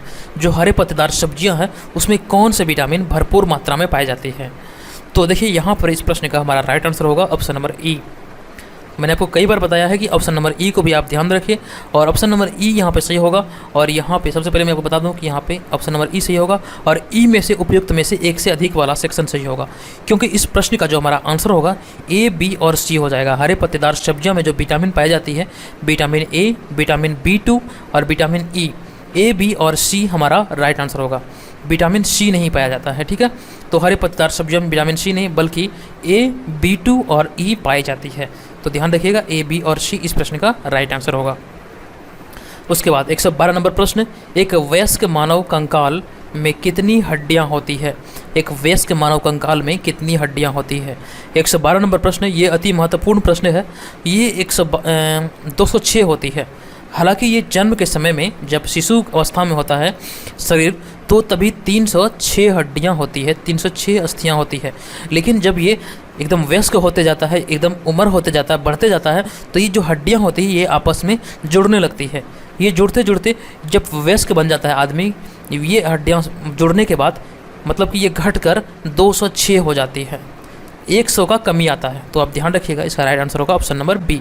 आपसे प्रश्न इस प्रकार से भी पूछा जा सकता है कि शिशु में अस्थियों की संख्या कितनी होती है, तो ये 306 होती है, लेकिन एक वयस्क मानव में इसकी अस्थियों की संख्या 206 होती है, क्योंकि ये आपस में बड़े होने के साथ साथ ये आपस में जुड़ने लगता है। उसके बाद अगला प्रश्न है 113 नंबर प्रश्न, मानव शरीर में परिसंचरण तंत्र के अंतर्गत रक्त महाधमनी में प्रवेश करती है। किस प्रकार प्रवेश करती है, रक्त महाधमनी में कैसे प्रवेश करती है? तो 113 नंबर प्रश्न का जो हमारा राइट आंसर होगा ये हो जाएगा बाएं सिरे से प्रवेश करती है, बायां सिरा से प्रवेश करता है। तो ऑप्शन नंबर बी यहाँ पे इस प्रश्न का राइट आंसर होगा, बाएं सिरे से प्रवेश करता है। चलिए अगला प्रश्न है हमारा 114 नंबर प्रश्न, 3-4 साल के एक बच्चे में दूध के दांत में शामिल नहीं है। 3-4 साल के जो बच्चे में दांत होता है, दूध का दांत, उनमें से कौन सा इनमें से शामिल नहीं है? तो 114 नंबर प्रश्न का हमारा राइट आंसर होगा ऑप्शन नंबर सी, ये चवर्नक। ऑप्शन नंबर सी यहाँ 14 का option number C right answer होगा।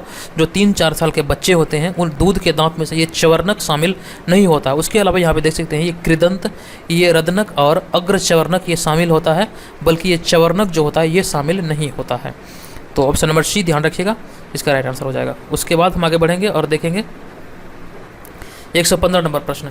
तो 115 नंबर प्रश्न हमारा है, एक वयस्क मानव प्रत्येक 24 घंटे में कितनी मात्रा में मूत्र उत्सर्जित करता है? एक वयस्क मानव 24 घंटे में, प्रत्येक 24 घंटे में कितनी मात्रा में मूत्र उत्सर्जित करता है? इसका राइट आंसर होगा 115 का ऑप्शन नंबर बी, यानी कि 1.5 लीटर। ऑप्शन नंबर बी यहाँ पे राइट आंसर होगा 1.5 लीटर, यानी कि 1.5 लीटर मूत्र उत्सर्जित करता है एक वयस्क मानव पूरे 24 घंटे में। ठीक है, ऑप्शन नंबर बी इस प्रश्न का हमारा राइट आंसर हो जाएगा। हाँ तो दोस्तों अगला प्रश्न है हमारा 116 नंबर प्रश्न। यहाँ पे आप देख सकते हैं, नेत्र के किस भाग में एक वर्णक मौजूद होता है जो नेत्र के भूरे रंग, नीले रंग या काले रंग के लिए जिम्मेदार होता है? ये प्रश्न महत्वपूर्ण प्रश्न 116 नंबर प्रश्न है। नेत्र के किस भाग में एक वर्णक मौजूद रहता है जो नेत्र के भूरे रंग, नीले रंग या फिर काले रंग के लिए जिम्मेदार होता है? इस प्रश्न का हमारा आंसर होगा ऑप्शन नंबर सी, यानी कि आइरिस। ऑप्शन नंबर सी यहाँ पर इस प्रश्न का हमारा राइट आंसर होगा इस प्रश्न का। चलिए इसी प्रकार हम आगे बढ़ेंगे और देखेंगे 117 नंबर प्रश्न। एक सर्वदाता व्यक्ति का रक्त समूह क्या होता है? सर्वदाता यानी कि सब को देने वाला, वह कौन सा रक्त समूह है जो किसी को भी अपना रक्त दे सकता है? जो सर्वदाता रक्त समूह है वो हमारा आंसर होगा ऑप्शन नंबर सी, यानी कि ओ। जो ब्लड ग्रुप ओ है वो सर्वदाता यानी कि सभी को अपना रक्त दे सकता है। आप ध्यान रखिएगा, इस प्रश्न का हमारा आंसर होगा ऑप्शन नंबर सी। ठीक है, लेकिन यहाँ पे हम बात करें अगर ये वाले का, ए बी जो ग्रुप होता है, ब्लड ग्रुप ए बी, ये ऐसा ग्रुप है, ये सभी से अपना रक्त ले सकता है, यानी कि ये सर्वग्राही है, सबसे अपना ले सकता है, और ओ जो है सबको अपना दे सकता है। तो ये दोनों को आप ध्यान रखिएगा। और उसके बाद हमारा अगला जो प्रश्न है 118 नंबर प्रश्न, उस ग्रंथि का नाम बताइए जो रक्तचाप को नियंत्रित करती है। उस ग्रंथि का नाम क्या है जो रक्तचाप को नियंत्रित करती है? तो इस ग्रंथि का जो नाम है ये है अधिवृक्क ग्रंथि।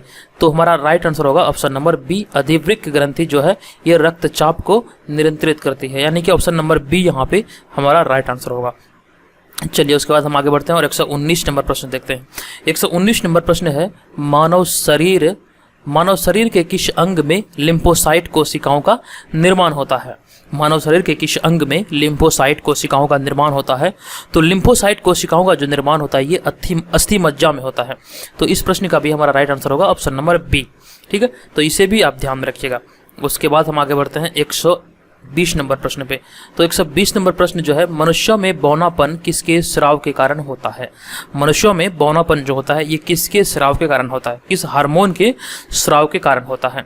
तो मनुष्यों में बौनापन जो होता है ये थायरॉक्सिन हार्मोन, ये थायरॉक्सिन हार्मोन के स्राव के कारण मनुष्यों में बौनापन होता है। तो ध्यान रखिएगा, इसका आंसर होगा ऑप्शन नंबर सी, यानी कि ऑप्शन नंबर डी, यानी कि थायरॉक्सिन हार्मोन। चलिए उसके बाद हम बढ़ेंगे अगला प्रश्न पे। हमारा 111 नंबर प्रश्न है कि हाल ही में किस देश की टेनिस स्टार जेमी हैम्पटन ने प्रोफेशनल टेनिस से संन्यास की घोषणा की है। अब यहाँ से 121 से लेकर 150 तक जितने भी प्रश्न हैं ये सभी आपके करंट अफेयर्स के हैं। तो अभी हाल ही में टेनिस स्टार जेमी हैम्पटन ने प्रोफेशनल टेनिस से संन्यास लेने की घोषणा की है। तो ये अमेरिका की खिलाड़ी है, ये अमेरिका की टेनिस स्टार है। ध्यान रखिएगा, इसका आंसर होगा ऑप्शन नंबर बी। ठीक है, चलिए उसके बाद हम आगे बढ़ेंगे। अगला प्रश्न 122 नंबर प्रश्न पे चलते हैं। 122 नंबर प्रश्न है, केंद्र सरकार ने हाल ही में किस राज्य में कोणार्क सूर्य मंदिर के पूर्ण सौरकरण के लिए एक योजना शुरू की है? केंद्र सरकार ने किस राज्य में हाल ही में किस राज्य में कोणार्क सूर्य मंदिर के पूर्ण सौरीकरण के लिए एक योजना शुरू की है? तो इस प्रश्न का जो हमारा आंसर होगा ये हो जाएगा ऑप्शन नंबर सी। आप सभी को पता है सूर्य मंदिर ओडिशा में है। ऑप्शन नंबर सी यहाँ पे राइट आंसर होगा इस प्रश्न का। चलिए उसके बाद हम बात करेंगे 123 नंबर प्रश्न का। 123 नंबर प्रश्न है, सार्वजनिक क्षेत्र के किस बैंक ने कोरोना वायरस यानी कि कोविड-19 से प्रभावित अपने सभी लेनदारों को ऋण सहायता उपलब्ध कराने की घोषणा की है? तो ये घोषणा अभी हाल ही में किया गया है, ये केनरा बैंक के द्वारा किया गया है। ऑप्शन नंबर सी यहाँ पे राइट आंसर होगा। केनरा बैंक के द्वारा भी हाल ही में घोषणा किया गया है कि कोरोना वायरस के कारण जो प्रभावित अपने सभी लेनदारों को वो ऋण सहायता उपलब्ध कराएगी। तो 123 का ऑप्शन नंबर सी यहाँ पर इस प्रश्न का राइट आंसर होगा, इसका ध्यान रखिएगा। चलिए उसके बाद हमारा 124 नंबर प्रश्न है, ये भी महत्वपूर्ण प्रश्न है। 124 नंबर प्रश्न, भारत और किस देश ने 25 मई को आर्टिफिशियल इंटेलिजेंस तकनीक के माध्यम से संयुक्त अनुसंधान और विकास पर चर्चा की? भारत और किस देश ने 25 मई को आर्टिफिशियल इंटेलिजेंस तकनीक के माध्यम से संयुक्त अनुसंधान और विकास पर चर्चा की? तो ये भारत और इजराइल के बीच किया गया। तो ध्यान रखिएगा, इसका आंसर जो होगा भारत और इजराइल यानी कि ऑप्शन नंबर बी यहाँ पे इस प्रश्न का राइट आंसर हो जाएगा। चलिए हम इसी प्रकार आगे बढ़ेंगे और देखेंगे अगला प्रश्न 125 नंबर प्रश्न। 125 नंबर प्रश्न है, हाल ही में किस राज्य ने निवेश को आकर्षित कर खेल गतिविधियों को बढ़ावा देने के लिए खेल को उद्योग का दर्जा दिया है?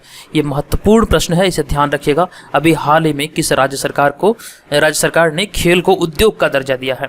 ऐसा इसलिए कि निवेश को आकर्षित कर खेल गतिविधियों को बढ़ावा देने के लिए खेल को उद्योग का दर्जा दिया गया है। तो ये भी हाल ही में किस राज्य सरकार के द्वारा किया गया है? तो ये मिजोरम के द्वारा किया गया है। ध्यान रखिएगा, इसका राइट जो आंसर होगा वो हो जाएगा ऑप्शन नंबर बी। मिजोरम राज्य सरकार के द्वारा ये निर्णय लिया गया है, तो इसका आंसर होगा ऑप्शन नंबर बी। और उसके बाद हमारा अगला प्रश्न है 126 नंबर प्रश्न, किस देश ने हाल ही में अपने पहले मानव रहित ड्रोन हेलीकॉप्टर का परीक्षण किया है? किस देश ने अभी हाल ही में अपने पहले मानव रहित ड्रोन हेलीकॉप्टर का परीक्षण किया है? तो 126 नंबर प्रश्न का यहाँ पे हमारा जो राइट आंसर होगा 126वां का, आप देख सकते हैं यहाँ पे ऑप्शन जो है जापान, रूस और उसके बाद है अमेरिका और चीन। तो अभी जो हाल ही में पहले मानव रहित ड्रोन हेलीकॉप्टर का परीक्षण किया गया है, ये किया गया है चीन के द्वारा। तो हमारा राइट आंसर होगा 126 का ऑप्शन नंबर सी यानी कि चीन के द्वारा भी हाल ही में ये परीक्षण किया गया है, तो ध्यान रखिएगा। और उसके बाद 127 नंबर प्रश्न है, हाल ही में किस राज्य ने सबको रोजगार मिलेगा, ध्यान रखिएगा, सबको रोजगार मिलेगा नामक योजना का उद्घाटन किया है? किस राज्य ने ऐसा इस योजना का उद्घाटन किया है? तो 127 का जो राइट आंसर होगा ये हो जाएगा मध्य प्रदेश। मध्य प्रदेश सरकार के द्वारा अभी हाल ही में ये घोषणा किया गया, ये उद्घाटन किया गया है।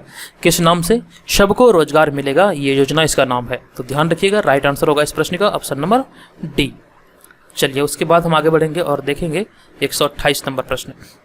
128 नंबर प्रश्न है, प्रधानमंत्री नरेंद्र मोदी ने चक्रवात प्रभावित बंगाल के लिए कितने करोड़ रुपए के राहत पैकेज की घोषणा की थी या फिर घोषणा की है? घोषणा किया था, हालांकि ये कुछ दिन पहले का बात है। जो बंगाल में जो तूफान आया था उसको देखते हुए, चक्रवात जो आया था उसको देखते हुए राहत पैकेज के तहत कितने करोड़ रुपए का घोषणा किया था? तो इस प्रश्न का हमारा आंसर होगा 1000 करोड़ रुपए का घोषणा किया गया था प्रधानमंत्री मोदी के द्वारा। ऑप्शन नंबर ए यहाँ पर इस प्रश्न का राइट आंसर हो जाएगा।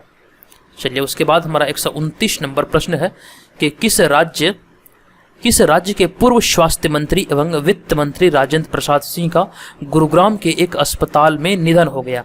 किस राज्य के पूर्व स्वास्थ्य मंत्री तथा वित्त मंत्री राजेंद्र प्रसाद का गुरुग्राम के एक अस्पताल में निधन हो गया? तो ध्यान रखिएगा, इस प्रश्न का जो हमारा आंसर होगा 129 का वो हो जाएगा ऑप्शन नंबर डी। ये झारखंड के पूर्व स्वास्थ्य मंत्री थे तथा वित्त मंत्री राजेंद्र प्रसाद का भी गुरुग्राम के एक अस्पताल में निधन हुआ है। ये झारखंड राज्य के थे। ऑप्शन नंबर डी यहाँ पे राइट आंसर होगा। उसके बाद अगला प्रश्न है 130 नंबर प्रश्न, विश्व कछुआ दिवस किस दिन मनाया जाता है। ये भी महत्वपूर्ण प्रश्न है। विश्व कछुआ दिवस जो मनाया जाता है प्रत्येक वर्ष 23 मई को मनाया जाता है। ध्यान रखिएगा, ऑप्शन नंबर बी यहाँ पे राइट आंसर होगा। 23 मई को ये प्रत्येक वर्ष मनाया जाता है। उसके बाद हमारा अगला प्रश्न है 131 नंबर प्रश्न, केंद्र सरकार ने हाल ही में वीजा शर्तों के उल्लंघन मामले में 2550 विदेशी तबलीगी जमातियों को कितने वर्ष तक भारत में आने पर प्रतिबंध लगाया गया है। ये वीजा शर्तों का उल्लंघन के मामले को ध्यान रखते हुए ये प्रतिबंध लगाया गया है। ये कितने विदेशी मतलब जो 25 से 50 विदेशी तबलीगी जमातियों पर जो लगाया गया, ये कितने वर्षों के लिए लगाया गया, ये यहाँ पे प्रश्न पूछा जा रहा है। तो ये जो लगाया गया प्रतिबंध ये 10 वर्षों के लिए लगाया गया है। तो ध्यान रखिएगा, इसका जो राइट आंसर होगा ये ऑप्शन नंबर डी यहाँ पे होगा। 2550 तबलीगी जमातियों पे 10 वर्षों के लिए ये प्रतिबंध लगाया गया है। और उसके बाद हमारा इसमें अगला प्रश्न है 132 नंबर प्रश्न, हाल ही में ब्रिटेन में भारत की नई उच्चायुक्त किसे नियुक्त किया गया है। ब्रिटेन में भारत की नई उच्चायुक्त अभी हाल ही में किसे नियुक्त किया गया है। तो अभी हाल ही में गायत्री कुमार को ब्रिटेन में भारत की नई उच्चायुक्त नियुक्त किया गया है। ऑप्शन नंबर बी यहाँ पर राइट आंसर होगा इस प्रश्न का। नेक्स्ट प्रश्न है हमारा 133 नंबर प्रश्न, हाल ही में भारत ने अंतर्राष्ट्रीय वैक्सीन संगठन को कितने मिलियन डॉलर की मदद का फैसला किया है। भारत सरकार के द्वारा ये निर्णय लिया गया है कि वो अंतर्राष्ट्रीय वैक्सीन संगठन को कितने मिलियन डॉलर का मदद करेगा।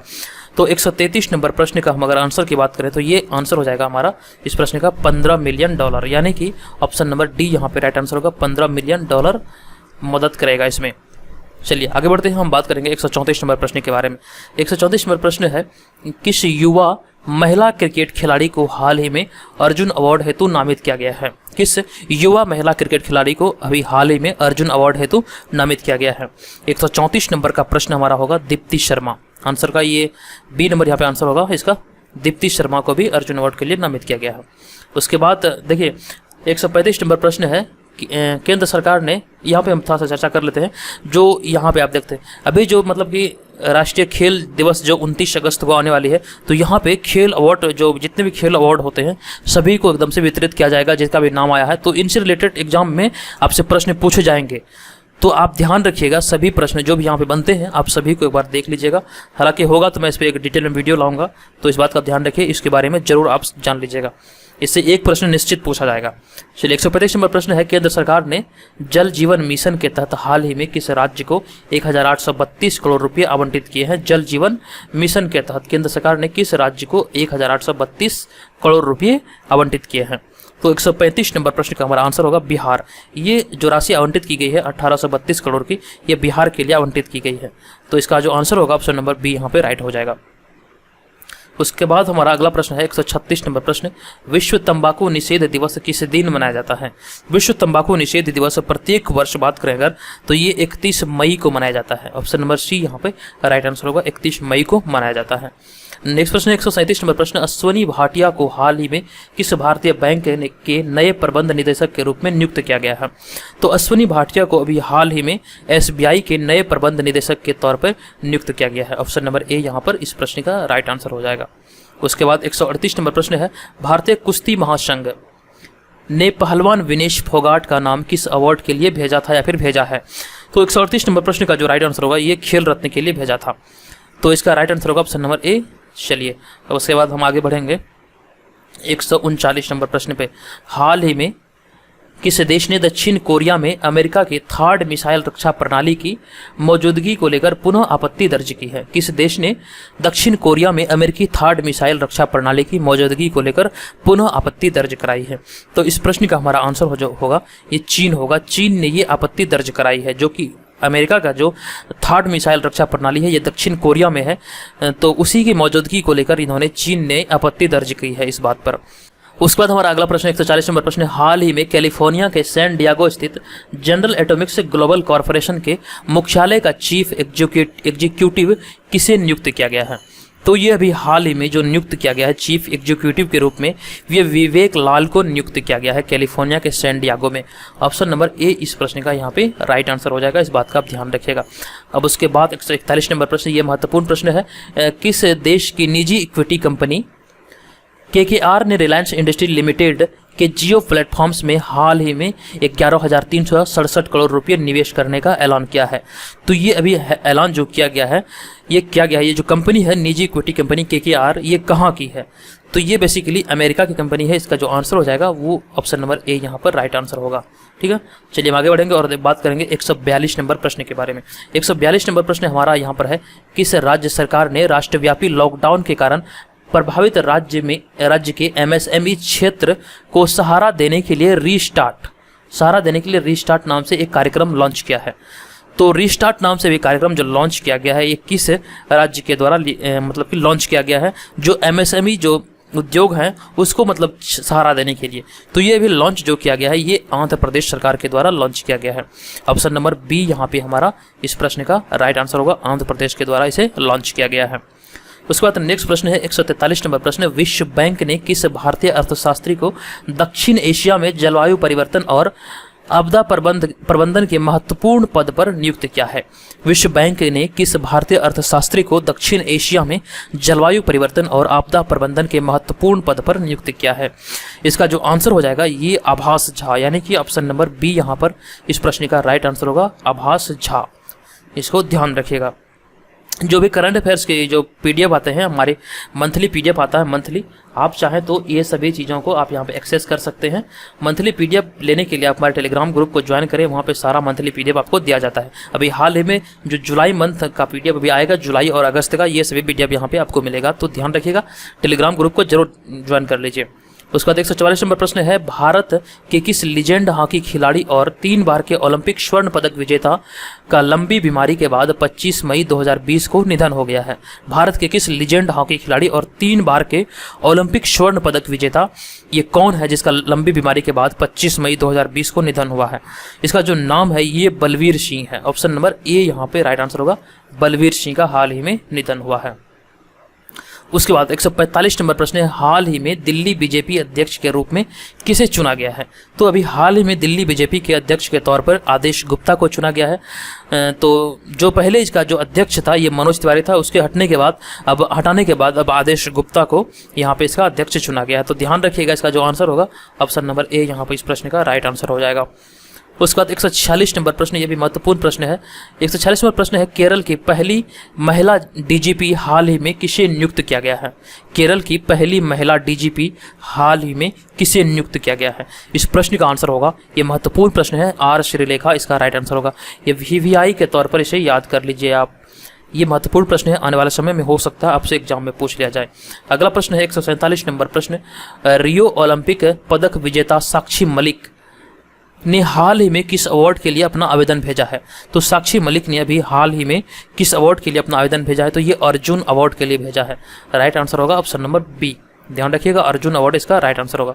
उसके बाद 148 नंबर प्रश्न है, भारतीय खाद्य सुरक्षा और मानक प्राधिकरण यानी कि FSSAI का मुख्य कार्यकारी अधिकारी हाल ही में किसे नियुक्त किया गया है? तो भी हाल ही में भारतीय खाद्य सुरक्षा और मानक प्राधिकरण यानी कि FSSAI का मुख्य कार्यकारी अधिकारी के रूप में जो नियुक्त किया गया है, ये अरुण सिंघल को नियुक्त किया गया है। ऑप्शन नंबर बी यहाँ पे राइट आंसर होगा, अरुण सिंघल।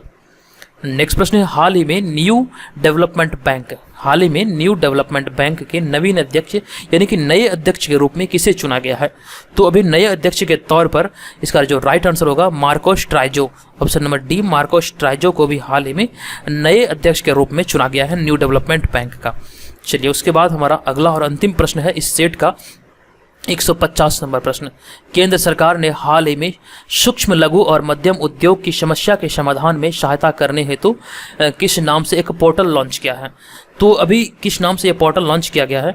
तो आपको बता दूं, जो इसका नाम होगा, ये इसका जो राइट आंसर होगा ये होगा चैंपियन नाम से केंद्र सरकार के द्वारा ये पोर्टल लॉन्च किया गया है। सूक्ष्म लघु और मध्यम उद्योग को, मतलब मध्यम जो उद्योग क्षेत्र है उसको जो भी समस्याएं आती है उसमें समाधान हेतु ये चैंपियन पोर्टल को लॉन्च किया गया है केंद्र सरकार के द्वारा।